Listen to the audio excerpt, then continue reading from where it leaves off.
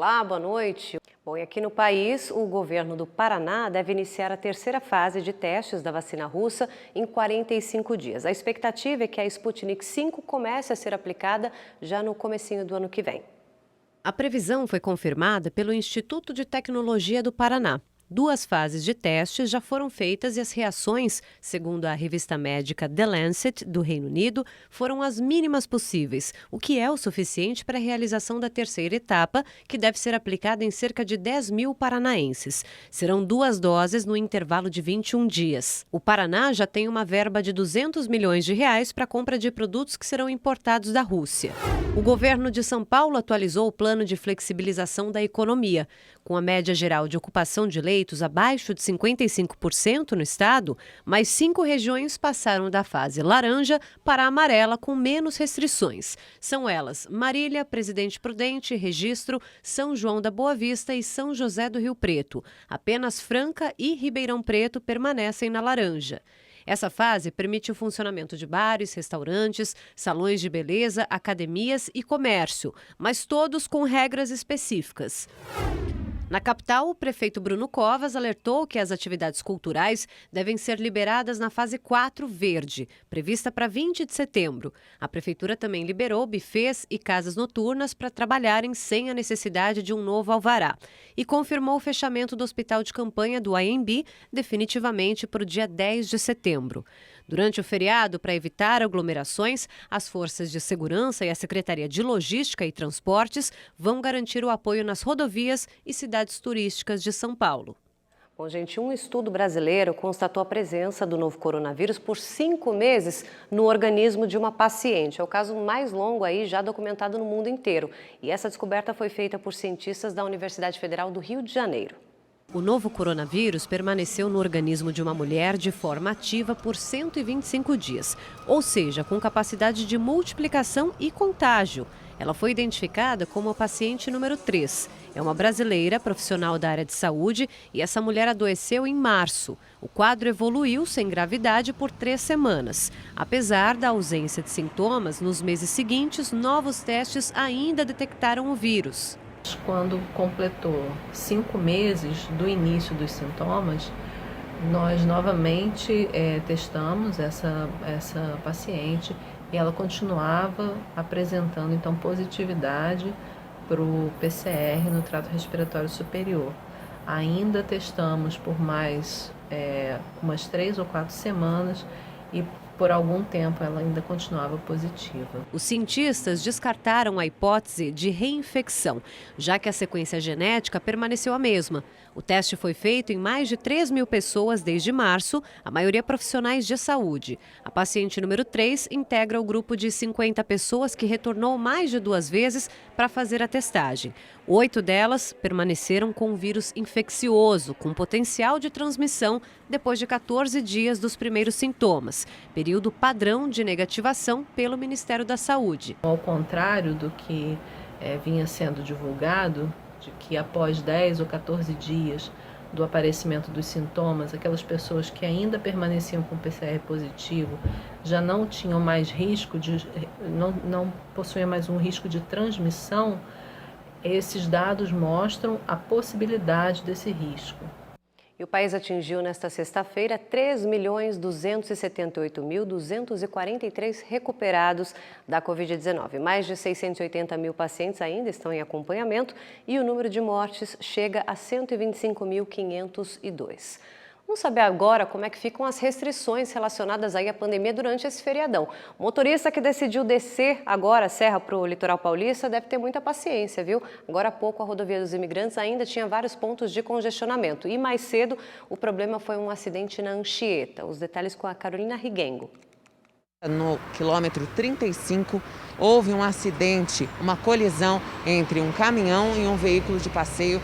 Resultou na morte de 2 pessoas. 4 pessoas ficaram feridas. Ainda é quarentena aqui no estado de São Paulo. Por isso, algumas medidas de combate e prevenção ao coronavírus são praias liberadas somente para atividades físicas e haverá bloqueios educativos nas cidades do litoral paulista. O movimento no aeroporto de Congonhas, em São Paulo, também deve ser intenso ao longo do feriado. A previsão é de 222 voos entre pousos e decolagens e a passagem de 21 mil pessoas. De São Paulo, Carolina Riguengo para o Leitura Dinâmica. Um ex-policial civil foi esfaqueado na Cracolândia, em São Paulo. Segundo a polícia, Fernando Paiva Acef, de 45 anos, foi sequestrado por usuários de drogas. O investigador foi encontrado dentro de uma barraca improvisada com lençóis. 3 suspeitos foram presos. Eles prestaram depoimento e foram liberados. A vítima está internada em estado estável. A polícia investiga o que motivou o crime. 2 suspeitos de participação no roubo de 5 milhões de dólares no aeroporto de Viracopos, em Campinas, no interior paulista, foram presos. Eles foram detidos em São Paulo e Rondônia. O crime aconteceu em março de 2018. Além de levar o dinheiro do terminal de cargas, a quadrilha fez reféns. No Rio de Janeiro, um homem fez a namorada refém por quase 4 horas. Ele ameaçava matar a mulher com uma faca dentro de uma lanchonete na Zona Norte. O Batalhão de Operações Especiais foi chamado para negociar com o sequestrador. A refém e 3 funcionários da lanchonete que estavam trancados no escritório foram libertados sem ferimentos. Paulo Roberto Gonçalves cumpre pena em regime semiaberto e há 2 dias não voltava à prisão. O Ministério Público de Minas Gerais denunciou à Justiça proprietários e técnicos também da cervejaria Baker. 10 pessoas morreram depois de ingerir bebidas de lá. Para os promotores que cuidam do caso, a contaminação das cervejas produzidas pela Baker foi criminosa. 10 pessoas foram denunciadas. Os 3 sócios da cervejaria, que, segundo o MP, sabiam que estavam vendendo bebidas contaminadas, e 7 engenheiros e técnicos encarregados da produção na fábrica.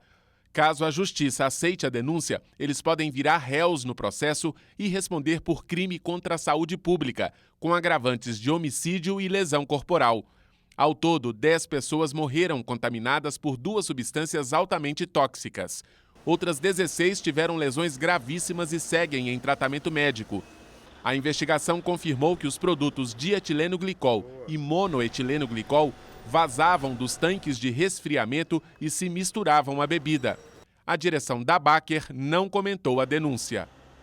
A Polícia Federal informou que já deu início ao processo de extradição do economista Eduardo Fauzi, de 41 anos.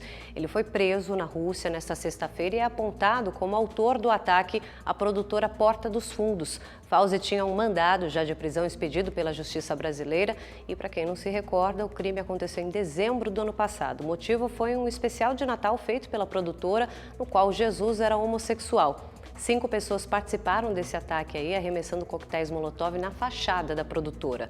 Os investigadores descobriram que Eduardo havia deixado o país com destino à Rússia poucos dias depois desse atentado. A prisão teve a colaboração também da Interpol. A defesa alega que Eduardo foi apreendido para averiguação.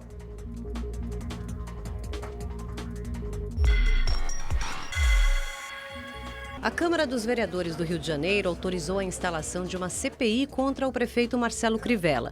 A decisão vem um dia depois dos vereadores não acatarem o pedido de impeachment. A comissão vai apurar se o prefeito usou servidores na porta de hospitais para evitar que a população denunciasse problemas na área de saúde à imprensa. Representantes da prefeitura eram esperados da Delegacia de Repressão ao Crime Organizado nesta sexta-feira, mas não se apresentaram para prestar depoimento. O presidente Jair Bolsonaro retirou o pedido de urgência da reforma tributária entregue ao Congresso Nacional em julho. A decisão foi estratégica. Segundo o Ministério da Economia, a urgência para a Câmara dos Deputados e o Senado Federal analisarem o texto poderia trancar a pauta, impedindo que as casas discutissem e votassem outros temas importantes. Bom, gente, recadinho, olha, a promoção A Chave é Sua está na reta final, mas ainda dá tempo de ganhar, viu? Para participar dos sorteios que são diários aqui na programação, você precisa assinar o Rede TV Plus. Domingo no Encrenca sai a tão esperada Mercedes Classe A200 Sedã. Então assine o Rede TV Plus agora, é menos de 75 centavos por dia. Acesse redetvplus.com.br ou aponte a câmera do seu celular para o QR Code aqui na tela. Acessou, assinou, já está participando. Você pode usar qualquer cartão de crédito e, se for cliente da Caixa Econômica Federal, ainda pode usar o seu cartão virtual e pagar no débito. Boa sorte!